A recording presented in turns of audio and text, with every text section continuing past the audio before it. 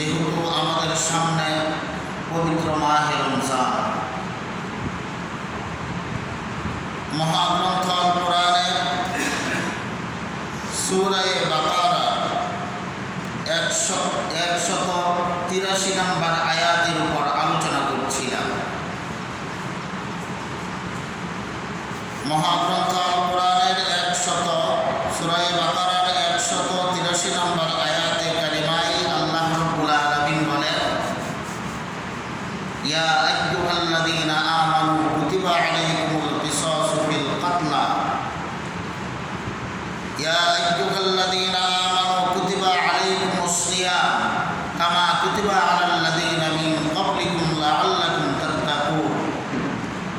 হে ঈমানদারগণ, তোমাদের উপরে রমজানের রোজাকে ফরজ করে দেওয়া হয়েছে, যেমনই ভাবে ফরজ করে দেওয়া হয়েছিল তোমাদের পূর্বপুরুষদের উপর, যাতে করে তোমরা মুত্তাকি হয়ে যাও, যাতে করে তোমরা তাকওয়াবান হয়ে যাও, যাতে করে তোমরা পরহেজগার হয়ে যাও। গত শুক্রবার দিন তাকওয়ার উপরেও আলোচনা হয়েছে। মহান আল্লাহ রাব্বুল আলামিন কতদিন পর্যন্ত রোজাকে ফরজ করেছেন, পরবর্তী আয়াতে কারিমায় আল্লাহ পাক রব্বুল আলামিন বলেন, আইয়ামাম মা'দুদাত।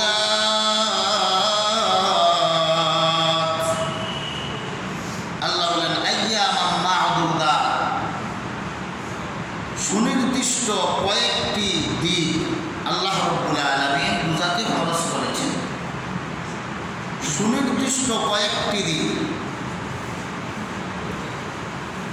এরপরে আল্লাহ পাক বলেন, ফামান কানা মিনকুম মারিদান আও আলা সাফারিন ফাইদ্দাতুম মিন আইয়ামিন উখরা।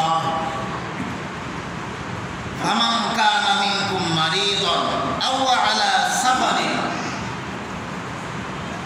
আল্লাহ বলেন সুনির্দিষ্ট কয়েকদিন আল্লাহ রাব্বুল আলামিন রোজাকে ফরজ করেছেন।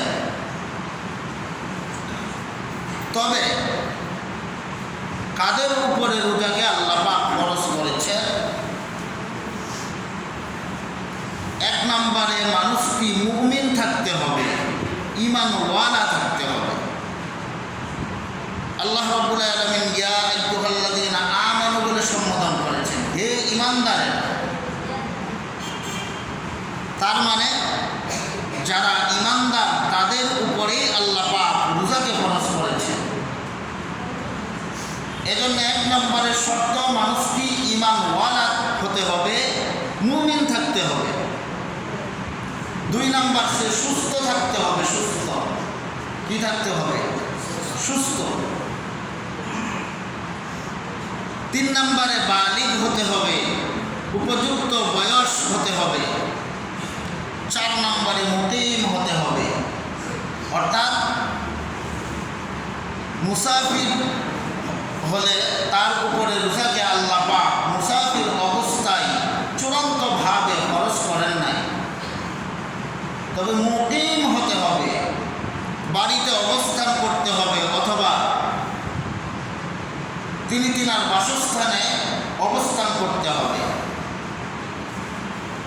এই চারটি গুণ যাদের মধ্যে পাওয়া যাবে তাদের উপরেই আল্লাহ পাক রোজাকে ফরজ করেছেন। এক নম্বরে মুমিন। এক নম্বরে কি? মুমিন। দুই নম্বরে সুস্থ। তিন নম্বরে বালিগ। চার নম্বরে মুকিম। নিজ বাসভবনে অবস্থান করা।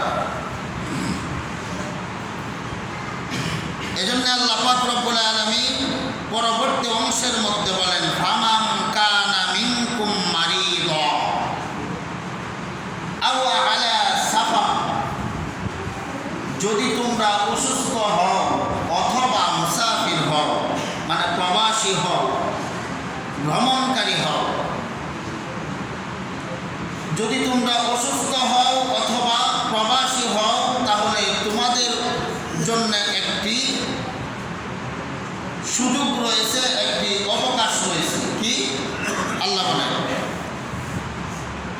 ফাইদ্দাতুম মিন আইয়ামিল উখার, রমজানুল মুবারকের রোজার শেষে পরবর্তীতে সামনের রোজা আসার আগ পর্যন্ত যখনই সুযোগ হয় তখনই এই কাজা রোজাগুলো আদায় করে ফেলা। কাদের জন্য? যারা অসুস্থ এবং যারা মুসাফির, অথবা এমন বৃদ্ধ মানুষ, যেই বৃদ্ধ মানুষ রোজা রাখার কোনো শক্তি তার মধ্যে নাই, এমন বৃদ্ধ মানুষের জন্যও আল্লাহ পাক এই সুযোগটি করে দিয়েছেন। পরবর্তীতে আল্লাহ বলেন ওয়া আলাল্লাযীনা ইউতীকুনাহু ফিদিয়াতুন তাআমু মিসকিন। একজন অসুস্থ মানুষ অথবা একজন বৃদ্ধ মানুষ রমজানের রোজা রাখতে পারে নাই, পরবর্তীতে সে সুস্থও হতে পারে নাই, আর বৃদ্ধ মানুষ তো আবার পুনরায় জোয়ান হওয়ারও কোনো সুযোগ নাই, না আছে? নাই। এত বৃদ্ধ, রোজা রাখার শক্তি নাই, আবার এত অসুস্থ, রোজা রাখলে তার মধ্যে আরও অসুস্থ বেড়ে যাবে। যদি এমন হয় তাহলে তার জন্যে পরবর্তীতে সামনের রোজা আসার আগ পর্যন্ত যে কোনো সময় সে রোজা রেখে ফেলবে, কাজা হিসাবে আদায় করে ফেলবে। তবে যদি ওই মানুষটা পরবর্তীতে রোজা রাখার কোনো সক্ষম তার শরীরে না থাকে, সে যদি রোজা রাখতে অক্ষম হয়, তাহলে কি করবে? আল্লাহ পাক রব্বুল আলামিন এর পরিবর্তে সুন্দর সুব্যবস্থা করে দিয়েছেন। আল্লাহ বলেন ওয়া আলাল্লাযীনা ইউতীকুনাহু ফিদিয়াতুন তাআমু মিসকিন। একজন মিসকিনকে একটি রোজার পরিবর্তে পেট ভরে খাওয়ানো, এটাকে বলা হয় ফিদিয়া। এটাকে কি বলা হয়? ফিদিয়া। কার জন্য? যারা অসুস্থ রোগী। স্বাভাবিক রোগ হলে হবে না, চূড়ান্ত রোগ হতে হবে। আজকে তো বর্তমান সমাজে রোজা না রাখার জন্যে সামান্য পরিমাণ যদি একটু পেটে ব্যথা হয় বা গ্যাস্ট্রিকের ব্যথা হয়, স্বাভাবিক মাথা ব্যথা, স্বাভাবিক অসুস্থতাকে উজর মনে করে সেই রোজাগুলো ভেঙে ফেলে। মূলত চূড়ান্ত পর্যায়ে রোগী অসুস্থ থাকতে হবে, তবে এই সুযোগ আল্লাহ পাক তার জন্য করে দিয়েছে।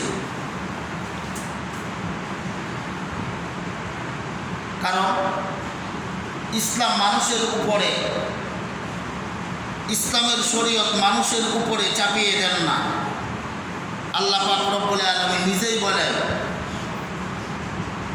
যে ইসলাম এমন একটি বিষয় যেটা মানুষদের উপরে চাপান না, যাতে করে অধিক কষ্ট হয়, আবার একেবারেই সহজ না, মধ্যপন্থা।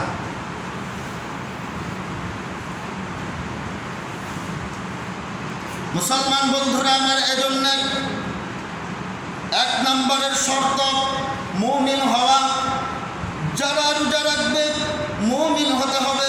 2 নম্বরের শর্ত সুস্থতা, সুস্থ থাকা। 3 নম্বরের শর্ত বন্ধুরা আমার বালিগ হওয়া। 4 নম্বরের শর্ত সে মুকিম হওয়া। আল্লাহ পাক রব্বুল আলামিন বলেন যে সমস্ত মানুষগুলো অসুস্থ আছে তাদের জন্য সুযোগ রয়েছে, যারা মুসাফির তাদের জন্য সুযোগ রয়েছে। ওই সমস্ত মুসাফির এবং অসুস্থ বা বৃদ্ধ ব্যক্তি যদি রোজা ভেঙে ফেলে, তাহলে পরবর্তীতে সে যে কোনো সময় একটা রোজার পরিবর্তে একটা রোজা আদায় করে ফেলবে, কাজা আদায় হয়ে যাবে। বন্ধুরা আমার, যদি পরবর্তীতে রোজা রাখতে সে অক্ষম হয়, তাহলে আল্লাহ পাক রব্বুল আলামিন বলেন ওয়া আলাল্লাযীনা ইউতীকুনাহু ফিদিয়াতুন তাআমু মিসকিন। একজন মিসকিনকে ফিদিয়া হিসাবে তাকে পেট ভরে একটা রোজার পরিবর্তে খাওয়াইয়া দেওয়া। মুসলমান বন্ধুরা আমার, পরবর্তীতে আল্লাহ পাক রব্বুল আলামিন বলেন ফামান তাতাওয়া খাইরান ফাহুয়া খাইরুল্লাহ ওয়া আন তাসুমু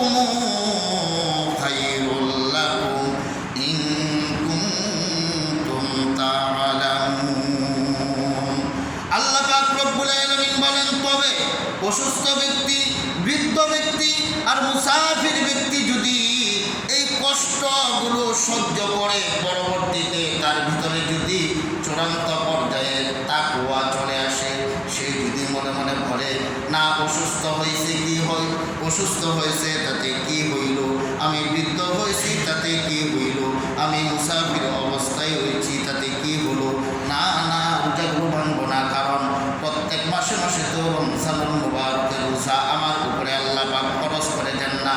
সুতরাং মহান আল্লাহ পাক রব্বুল আলামিন বছরে যেহেতু একটি মাস আমার উপরে রোজাকে ফরজ করে দিয়েছেন, সেই জন্য যত কষ্টই হোক না কেন আমি রোজাগুলো রেখে ফেলবো।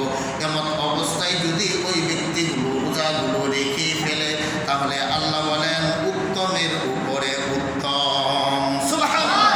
অর্থাৎ উত্তমের উপরে উত্তম মানে এটা হচ্ছে সুনাই সোহাগা। আল্লাহ পাক রব্বুল আলামিন বলেন এই অবস্থায় যদি কেউ রোজা রাখতে পারে, তাহলে আমি আল্লাহ পাক তাকে উত্তম বদলা দান করব। সুবহানাল্লাহ। কারণ অসুস্থ থাকার পরেও সে যে আল্লাহর ভয়ে রোজাগুলো রাখছে। মুসলমান বন্ধুরা আমার, এজন্য আমাদের সামনে রমজানুল মুবারক, এই রমজানুল মুবারক যেহেতু আমাদের সামনে, সেহেতু রমজানের প্রস্তুতি নেওয়া, রমজানুল মুবারকে বেশি বেশি করে মহাগ্রন্থ আল কোরআন তিলাওয়াত করা। কারণ এই কোরআনুল কারীমকে আল্লাহ পাক রব্বুল আলামিন রমজানুল মুবারকে নাযিল করেছেন। সুবহানাল্লাহ। আল্লাহ বলেন শাহরু রমাদানাল্লাযী উনজিলা ফীহিল কুরআন হুদাল লিন-নাস ওয়া বাইয়িনাতিন মিনাল হুদা ওয়াল ফুরকান। আল্লাহ পাক রব্বুল আলামিন বলেন রমজান মাসে আমি আল্লাহ পাক রব্বুল আলামিন কোরআনুল কারীম নাযিল করেছি। ও মুসলমান, এজন্য দেখবেন রমজানুল মুবারক মাসে আল্লাহ পাক রব্বুল আলামিনের গ্রন্থ, মহাগ্রন্থ আল কোরআন উম্মতেরা এত বেশি পরিমাণে তিলাওয়াত করে, অন্য কোনো মাসে এত বেশি পরিমাণে তিলাওয়াত করে না। ঠিক কিনা? রমজানুল মুবারকে মানুষ এত বেশি পরিমাণ তিলাওয়াত করে, অন্য কোনো মাসে তিলাওয়াত করে না। কারণ এটা ফজিলতের মাস এবং কোরআন নাযিলের মাস। মুসলমান বন্ধুরা আমার, এজন্য বিশ্বনবী জনাবে মুহাম্মদুর রাসূলুল্লাহ সাল্লাল্লাহু আলাইহি ওয়াসাল্লাম রমজান মাস আসলে পরে তিনি এত বেশি পরিমাণে কোরআনুল কারীম তিলাওয়াত করতেন যে হযরতে জিবরাইল আলাইহিস সালাতু ওয়াস সালাম আর আমাদের নবী বিশ্বনবী জনাবে মুহাম্মদুর রাসূলুল্লাহ সাল্লাল্লাহু আলাইহি ওয়াসাল্লাম, জিবরাইল আর বিশ্বনবী উভয়ে একে অপরের সাথে মহাগ্রন্থ আল কোরআন তিলাওয়াত করতেন। সুবহানাল্লাহ। অর্থাৎ জিবরাইল আলাইহিস সালাতু ওয়াস সালাম বিশ্বনবীকে কোরআনুল কারীম তিলাওয়াত করে শোনাতেন, আর বিশ্বনবী হযরতে জিবরাইল আলাইহিস সালাতু ওয়াস সালামকে তিলাওয়াত করে শোনাতেন। সুবহানাল্লাহ। মুসলমান বন্ধুরা আমার, মহাগ্রন্থ আল কোরআন রমজানুল মুবারকে তিলাওয়াতের কি পরিমাণে ফজিলত যে আল্লাহ রাসূল সাল্লাল্লাহু আলাইহি ওয়াসাল্লাম নিজে মহাগ্রন্থ আল কোরআন তিলাওয়াত করতেন। হযরতে জিবরাইল আলাইহিস সালাতু ওয়াস সালাম বসে বসে মহাগ্রন্থ আল কোরআন তিলাওয়াত শুনতেন, আর হযরতে জিবরাইল আলাইহিস সালাতু ওয়াস সালাম মহাগ্রন্থ আল কোরআন তিলাওয়াত করতেন। বন্ধুরা আমার, বিশ্ব নবী জনাবে মুহাম্মদুর রাসূলুল্লাহ সাল্লাল্লাহু আলাইহি ওয়াসাল্লাম মহাগ্রন্থ আল কোরআন তিলাওয়াত শুনতে থাকতেন। মুসলমান বন্ধুরা আমার, এজন্য এই মাসে বেশি বেশি করে মহাগ্রন্থ আল কোরআন তিলাওয়াত করা। কিন্তু আজকে দুঃখের সাথে বলতে হয়, আমরা মহাগ্রন্থ আল কোরআন রমজান মাসে তিলাওয়াত করবো কেমন করে? আমরা তো কোরআন তিলাওয়াত জানিও না। ঠিক কিনা? জোরে কও। কোরআন তিলাওয়াত তো আমরা পড়তেই পারি না, আমাদের তো কোরআন তিলাওয়াত জানাই নাই, তাহলে আমরা পড়বে কেমনে? বন্ধুরা আমার, যারা কোরআনুল কারীম তিলাওয়াত করতে পারেন না, তিলাওয়াত করতে জানেন না, যারা মহাগ্রন্থ আল কোরআন পড়তে পারেন না, তাদের জন্য সুযোগ হচ্ছে যারা কোরআনুল কারীম তিলাওয়াত করে তাদের পাশে বসে বসে মহাগ্রন্থ আল কোরআন তিলাওয়াত শোনা। আপনি যদি একজন তিলাওয়াতকারীর সামনে বসে বসে তিলাওয়াত শুনেন, তাহলে যেই ব্যক্তি তিলাওয়াত করবে, যেই পরিমাণ পরিমাণে নেকি পাবে, আপনি মনোযোগ সহকারে শোনার কারণে এই পরিমাণে নেকি আপনাকে আল্লাহ পাক রব্বুল আলামিন দান করে দিবেন। এজন্য যারা কোরআন তিলাওয়াত করে তাদের পাশে বসে বসে কোরআন তিলাওয়াত শোনা।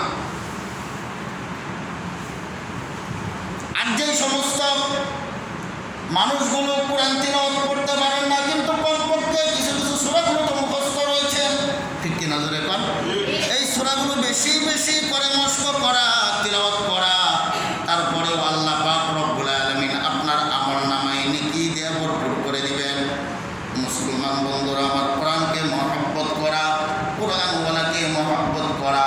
ও মুসলমান, যে সমস্ত সন্তানগুলো এখনো পর্যন্ত আপনাদের ছেলে সন্তানগুলো রয়েছে, তাদেরকে এই রমজান মাসে কোরআনের শিক্ষার ব্যবস্থা করে দেওয়া।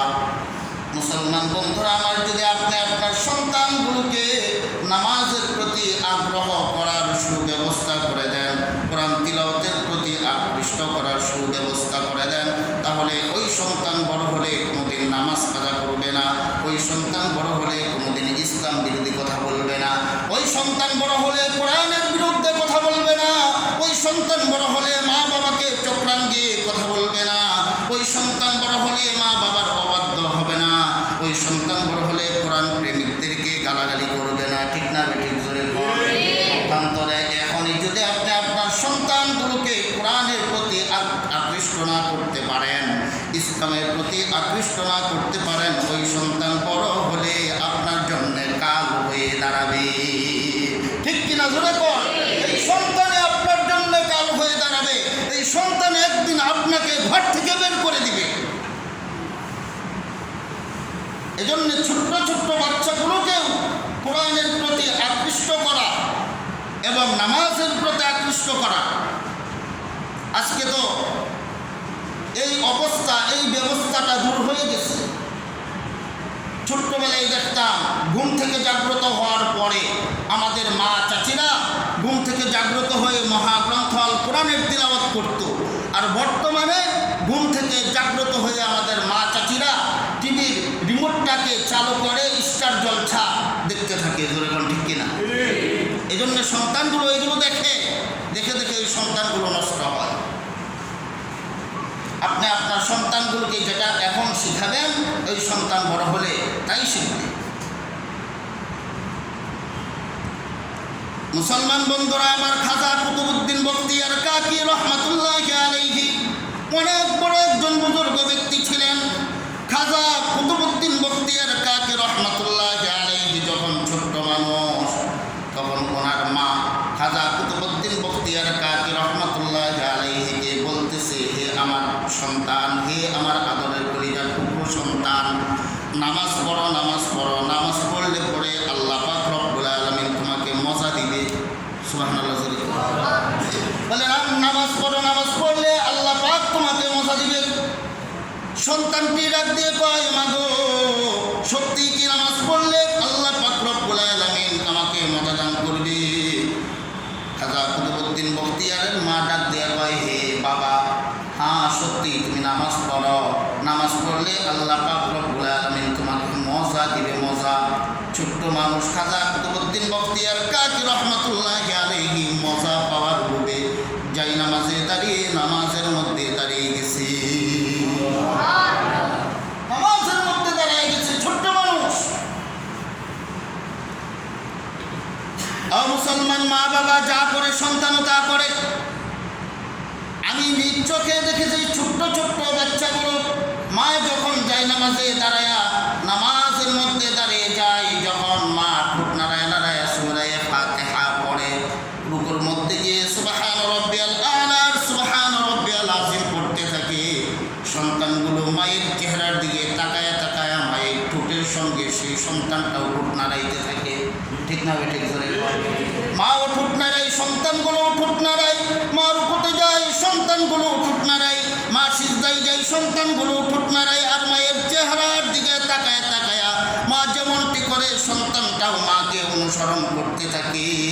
আল্লাহ পাক রব্বুল আলামিন ফেরেশতাদেরকে ডেকে ডেকে বলে, হে আমার ফেরেশতারা, ওই যে মাসুম বাচ্চা মাকে অনুসরণ করে, মাকে নকল করতে করতে মাও ঠোঁট নাড়ায়, সন্তানগুলো ঠোঁট নাড়ায়, হে রেখে ফেরেশতারা জেনে রাখিস, মা যে নামাজ পড়ে যে পরিমাণে নেকি অর্জন করেছে, ওই সন্তান মাসুম বাচ্চা মায়ের সঙ্গে ঠোঁট নাড়ানোর কারণে আমি আল্লাহ পাক রব্বুল আলামিন মায়ের সম পরিমাণ নেকি তার আমল নামায় দান করে দিলাম।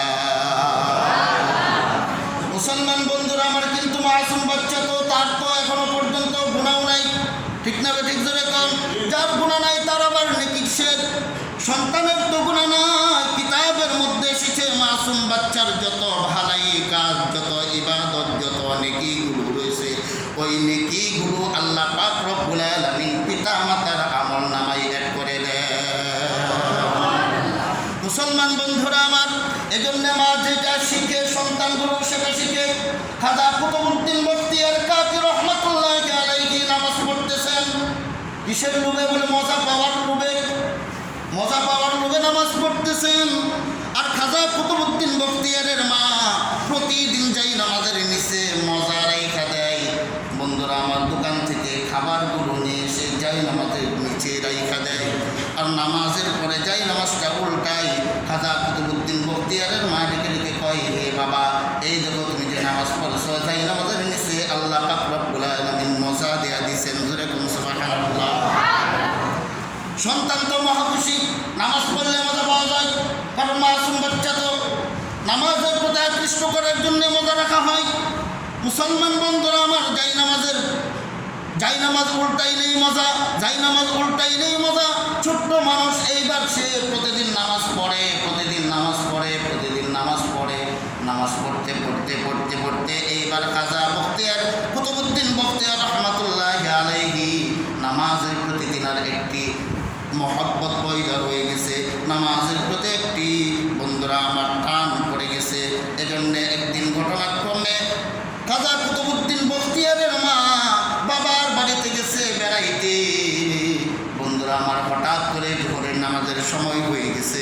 খাজা কুতুবউদ্দিন বখতিয়ার কাকি রহমাতুল্লাহি আলাইহির মায়ের চিন্তা বেড়ে গেল, হায় হায়, জোহরের নামাজের সময় হয়ে গেছে, এইবার আমার সন্তান কুতুবউদ্দিন বখতিয়ার কাকি তো নামাজের মধ্যে দাঁড়াবে, নামাজের পরে যাই নামাজের নিচে যে মজা রাখা হয়, এই মজা যদি আজকে না পাই, তাহলে আমার সন্তান তো আমাকে ধোঁকা মনে করবে, সে তো আমাকে মিথ্যাবাদী মনে করবে।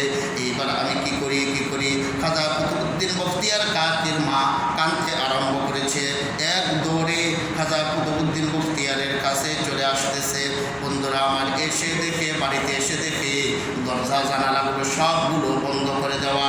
খাজা কুতুবউদ্দিন বখতিয়ার কাকি রহমাতুল্লাহি আলাইহি ছোট্ট মানুষ, দরজা জানালা বন্ধ করে দিয়ে জোহরের নামাজের সময় যাই নামাজটা বিছাইয়া যাই নামাজের মধ্যে দাঁড়ায়া কুতুবউদ্দিন বখতিয়ার কাকি নামাজ পড়তেছি। মুসলমান বন্ধুরা আমার, মা জননী দরজার ছিদ্র দিয়ে বন্ধুরা আমার নজর করে তাকাইয়া দেখে কুতুবউদ্দিন বখতিয়ার কাকি যাই নামাজের মধ্যে দাঁড়ায় নামাজ পড়তেছে। এক পর্যায়ে নামাজ শেষ হয়ে গেছে। এইবার প্রতিদিনের নিয়ম অনুযায়ী বখতিয়ার কাকি যাই নামাজটা তুলা দিয়েছে। নজর করে তাকাইয়া দেখে যাই নামাজের নিচে প্রতিদিন যে সমস্ত খাবারগুলো রাখা হয় তার চাইতে উত্তম খাবার আল্লাহ পাক রব্বুল আলামিন রেখে দিয়েছে। মুসলমান বন্ধুরা আমার, এইবার নামাজ শেষ, মজা পাইছে কুতুবউদ্দিন বখতিয়ার কাকি, মহা আনন্দে উৎফুল্ল হয়ে গেছে। তিনি তো বুঝেন না, মা জননী ঘরের ভিতরে প্রবেশ করেছে, ডাক দিয়ে বলতেছে, বাবা, যাই নামাজের নিচে কি খাবার তুমি গ্রহণ করেছ? সন্তান ডাক দিয়ে কয়, মা গো, প্রতিদিন তুমি যে পরিমাণে খাবারগুলো আমাকে খাওয়াও তার চাইতে উত্তম খাবার যাই নামাজের নিচে আজকে পেয়েছি, যেই খাবার জিন্দিগিতে কোনোদিন আমি খাই নাই। মুসলমান বন্ধুরা আমার, কুতুবউদ্দিনের মা আল্লাহ পাক রব্বুল আলামিনের কাছে দোয়া করে বলে, মালিক, আজ থেকে বুঝতে পেরেছি আমার সন্তান তুমি আল্লাহর সঙ্গে কালেকশন হয়ে গেছে। সুবহানাল্লাহ। যদি কালেকশন না হইতো কুতুবউদ্দিন বখতিয়ার কাকি নামাজের হালতে আল্লাহ পাক রব্বুল আলামিন কুদরতি এইভাবে চাই আমাদের নিচে জান্নাতে খাবার রেখে দিতেন না। ঠিক কিনা জোরে কোন? এজন্য আল্লাহর সঙ্গে কানেকশন করার মূল মাধ্যম হচ্ছে পিতা মাতা। পিতা মাতা। মা যদি ইচ্ছা করে সন্তানকে খারাপ বানাতে পারবে, মা ইচ্ছা করলে সন্তানকে ভালো বানাইতে পারবে। এজন্য সন্তানগুলোকে নামাজের প্রতি আকৃষ্ট করানো। আর একজন সন্তান যদি একাধারে কেউ যদি, শুধু একজন ছোট্ট বাচ্চা না, কেউ যদি একাধারে 40 দিন পর্যন্ত নামাজ পড়ে, হাদিস শরীফের মধ্যে আসছে মুনাফিকের খাতা থেকে তার নামকে আল্লাহ পাক উঠিয়ে নেন। আর একটু জোরে কোন সুবহানাল্লাহ। আর একজন মানুষ যদি 40 দিন একাধারে বা জামাতে তাকবীরুল্লাহ সহিত নামাজ আদায় করে, তাহলে সে কোনোদিন নামাজ ছাড়বে না। ঠিক কিনা জোরে কর? আশরাফ আলী থানভী রহমতুল্লাহি আলাইহি তিনি একটি চমৎকার মাওয়াইজে আশরাফি এই ঘটনা লিখছে। ঘটনাটি হচ্ছে, এক সুর গেছে বাদশার বাড়ি চুরি করার জন্য। এক সুর কই গেছে? আমার কথা বোঝা যায় স্পষ্ট? এক চোর গেছে বাদশার বাড়িতে চুরি করতে। বাদশার বাড়িতে রাতের বেলায় যখন সিং কাইটা চুরি করতে গেছে, ঘরের ভিতরে প্রবেশ করার সাথে সাথে লুকায়া শুনতেছে বাদশা তার স্ত্রীরে ডেকে ডেকে বলে, বিবি রে, বলে কি, আমার ঘরে এক সুন্দরী কন্যা এখনো পর্যন্ত বিয়া দিতে পারছি না, ভালো একটা জামাই খুঁজা পাই না, দিনদার একটা জামাইয়ের দরকার। সুতরাং আগামীকালকে যে ব্যক্তি ফজরের নামাজের আগে মসজিদের মধ্যে যারে পাইমু, সর্বপ্রথম মসজিদের ভিতরে যারে পাবো তার সঙ্গে আমার মেয়ের বিয়া দিব। তা বুঝতে পারছেন? মানে আগামীকালকে আমাদের যে পার্শ্ববর্তী মসজিদ আছে, মসজিদের মধ্যে সর্বপ্রথম যাকে পাবো তার সঙ্গে আমার মেয়েকে বিয়া দিব। চুরি করতে যায় এই কথা শুনছি, শুনে কই ধর এত কষ্ট করে রাতের বেলায় শরীরের মধ্যে সরিষার তেল মাখিয়ে তো চুরি করতে যাইও না, যেরকম ঠিক কিনা? সরিষার তেল মাখলে তার শরীর বলে ভিজতে হয়ে যায়, ওটা ধরলে টান্ডারে চুরটা দিয়ে দেবো। সরিষার তেল মাখিয়ে প্রতিদিন রাতের বেলায় শিং করতে আর ওটা চুরি করার আমার দরকার কি? যদি বাচ্চার কন্যারে আমি বিয়া করতে পারি তাহলে তো আমি এমনিতেই করি করতে, যেরকম ঠিক কিনা? বলে বাচ্চা নেতার একজন কাছের মানুষ যদি আমি হয়ে যাই তাহলে আমার কোনো অসুবিধা আছে? 7 খুন মাফ, যেরকম ঠিক কিনা? দিনের বেলায় খুন করলেও তো আমি মাফ হয়ে যাই, কারণ নেতার সাথে আমার হাত আছে। এখন সে মনে মনে চিন্তা করতেছে, যদি বাচ্চার কন্যারে আমি বিয়া কইরা নাই তাহলে তো আমার 7 খুন মাফ হয়ে গেল।